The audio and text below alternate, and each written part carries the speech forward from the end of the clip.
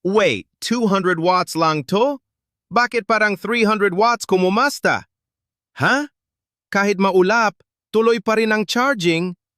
Guys, legit. Maganda talaga siya. Malaki ang size niya.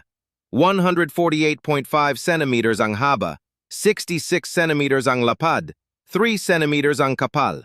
Ramdam mong premium. Ang pinakagusto ko? Kahit maulap dito sa amin, malakas pa rin ang charging niya. Hindi siya yung konting ulap lang, parang nawawalan agad ng gana. PERC technology siya with around 20% plus efficiency, so mas maraming sunlight ang nako-convert into power. Compatible siya sa PWM at MPPT controller. 12-volt system? Okay. 24-volt system? Okay din. All-weather ready siya. May IP67 waterproof connectors at IP65 rated junction box.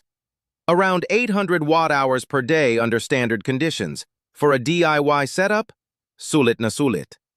Kung dati probleme mo is mahina mag-charge pag cloudy, eto na yung sagot. Designed to last for 25 years, hindi ito short-term setup. Mas pangmatagalan pa to kaysa sa ibang relasyon. Kung nag-aalangan ka sa compatibility, relax ka lang. Peak power niya is 200 watts. Maximum power voltage around 22.48 volts at solid ang current output niya. May 4 pre-drilled mounting holes na, so quick and easy install. Hindi ka na mahihirapan mag-DIY.